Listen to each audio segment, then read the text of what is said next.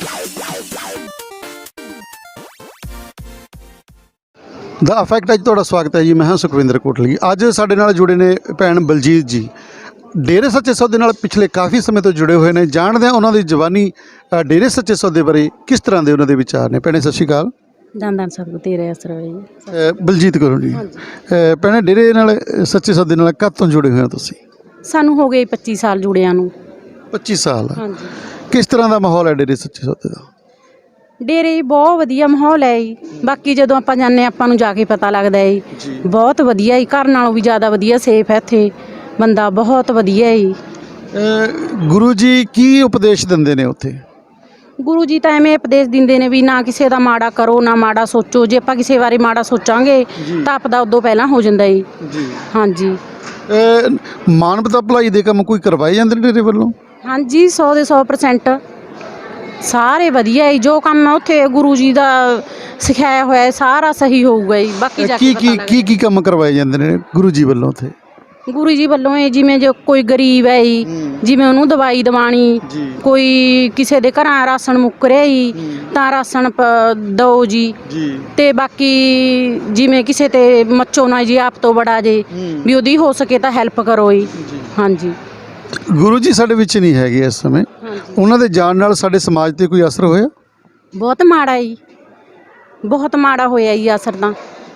ਜਿਹੜੇ ਨਵੇਂ ਜੀ ਜੁੜ ਰਹੇ ਤੇ ਸਮਾਂ ਉਹਨਾਂ ਨੂੰ ਵੀ ਕਈ ਵਾਰੀ ਕੋਈ ਹੋਰ ਆਪਦੇ ਕਣੀ ਗਲਤ ਕੁਛ ਕਹਿ ਕੇ ਹੀ ਆਪਦੇ ਨਾਲ ਲਾ ਲੈਂਦਾ। ਬਾਕੀ ਉਹ ਜਾ ਕੇ ਪਤਾ ਲੱਗਦਾ ਵੀ ਕੀ ਸਹੀ ਹੈ ਕੀ ਗਲਤ ਹੈ ਜੀ। ਤੁਸੀਂ ਇੱਕ ਵਾਰੀ ਜਾ ਕੇ ਦੇਖੋ ਜੀ ਉੱਥੇ। ਸਮਾਜ ਨੂੰ ਗੁਰੂ ਜੀ ਦੀ ਕੋਈ ਲੋੜ ਹੈਗੀ ਆ? ਹਾਂਜੀ ਬਹੁਤ ਜ਼ਿਆਦਾ ਹੈ।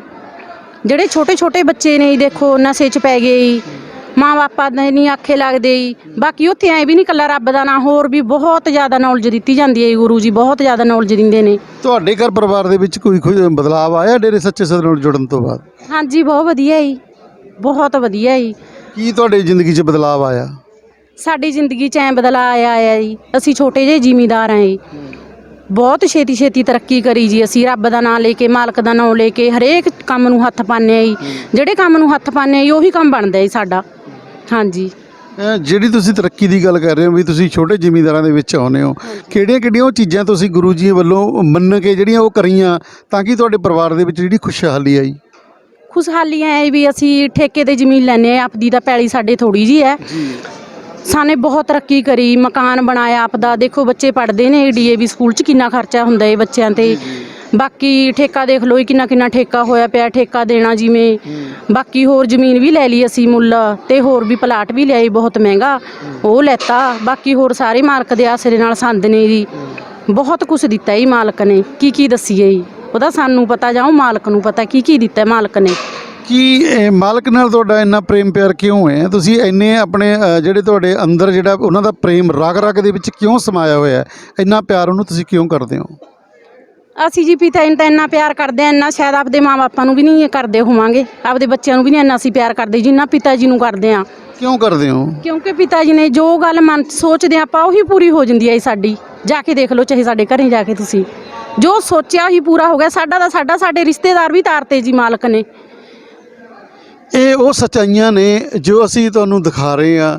ਆਪਣੇ ਜਿਹੜੇ ਛੋਟੇ ਕਿਸਾਨ ਨੇ ਉਹਨਾਂ ਨੂੰ ਗੁਰੂ ਜੀ ਦੀ ਵੱਲੋਂ ਜਿਹੜੀ ਸਿੱਖਿਆ ਮਿਲੀ ਹੋਈ ਹੈ ਵੀ ਦਸਾਂ ਨਹੁੰ ਦੀ ਕਿਰਤ ਕਮਾਈ ਕਰਕੇ ਸਖਤ ਮਿਹਨਤ ਕਰਕੇ ਆਪਣੇ ਪਰਿਵਾਰ ਨੂੰ ਪਾਲ ਰਹੇ ਨੇ ਤੇ ਨਾਲ ਹੀ ਜਿਹੜਾ ਤਰੱਕੀਆਂ ਹਾਸਲ ਕਰ ਰਹੇ ਨੇ। ਸੋ ਭੈਣੇ ਤੁਸੀਂ ਸਾਨੂੰ ਟਾਈਮ ਦਿੱਤਾ, ਅਸੀਂ ਤੁਹਾਡਾ ਬਹੁਤ ਬਹੁਤ ਧੰਨਵਾਦ ਕਰਦੇ ਹਾਂ। ਠੀਕ ਹੈ ਬਈ। ਇਹ ਸੀਗੇ ਬਲਜੀਤ ਭੈਣ ਜਿਨ੍ਹਾਂ ਨੇ ਸਾਨੂੰ ਆਪਣੇ ਸਹਾਇਕ ਧੰਦੇ ਪੜਾਏ ਹੋਏ ਨੇ। ਖੇਤੀ ਜਿਹੜੀ ਹੈ ਉਹ ਆਧੁਨਿਕ ਤਰੀਕੇ ਦੇ ਨਾਲ ਜਿਹੜੀ ਕਰ ਰਹੇ ਨੇ ਤੇ ਆਪਣਾ ਜਿਹੜਾ ਸਮਾਜ ਦੇ ਵਿੱਚ ਵਧੀਆ ਅੱਛਾ ਨਾਮ ਬਣਾ ਚੁੱਕੇ ਨੇ। ਇਹ ਸਾਰੀ ਇਹਨਾਂ ਦੇ ਭੈਣ ਦਾ ਕਹਿਣਾ ਵੀ ਇਹ ਜਿਹੜੀ ਸਾਰੀ ਦੇਣ ਹੈ ਇਹ ਗੁਰੂ ਜੀ ਦੀ ਦੇਣ ਹੈ, ਕਿਉਂਕਿ ਗੁਰੂ ਜੀ ਦੀ ਜਿਹੜੀ ਸਿੱਖਿਆ ਹੈ ਉਹਦੇ ਅਨੁਸਾਰ ਆਪਣਾ ਜਿਹੜਾ ਜੀਵਨ ਇਹ ਬਤੀਤ ਕਰ ਰਹੇ ਨੇ।